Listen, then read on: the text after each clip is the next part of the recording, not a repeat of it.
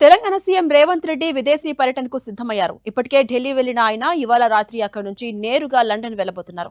అక్కడ పర్యటించినటువంటి తర్వాత అక్కడి నుంచి అమెరికా వెళ్లబోతున్నారు.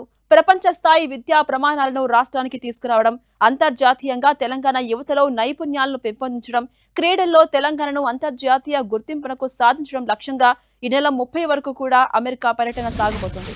అంతర్జాతీయంగా తెలంగాణ యువతలో నైపుణ్యాలను పెంపొందించడం, క్రీడల్లో తెలంగాణకు అంతర్జాతీయ గుర్తింపును సాధించడం, ఇతర అంశాలే లక్ష్యంగా ముఖ్యమంత్రి విదేశీ టూర్ సాగనుంది. ఇవాళ రాత్రి ఢిల్లీ నుంచి మొదట యూకేకు, అక్కడి నుంచి అమెరికాకు వెళ్లబోతున్నారు సీఎం.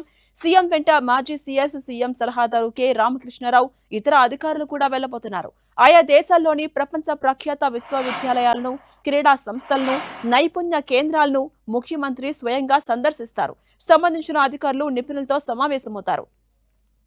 ఇక తెలంగాణలో సంబంధించిన రంగంలో అభివృద్ధి అవకాశాల కల్పనకు సంబంధించి పరస్పర అవగాహన ఒప్పందాలు కూడా చేసుకునే అవకాశాలున్నాయి. ముఖ్యంగా తెలంగాణలో అంతర్జాతీయ ప్రమాణాలతో విద్యాభివృద్ధికి చేపట్టాల్సిన చర్యలపై ఆయా విశ్వవిద్యాలయాలతో సంప్రదింపులు జరిపే అవకాశం ఉన్నట్టుగా తెలుస్తోంది.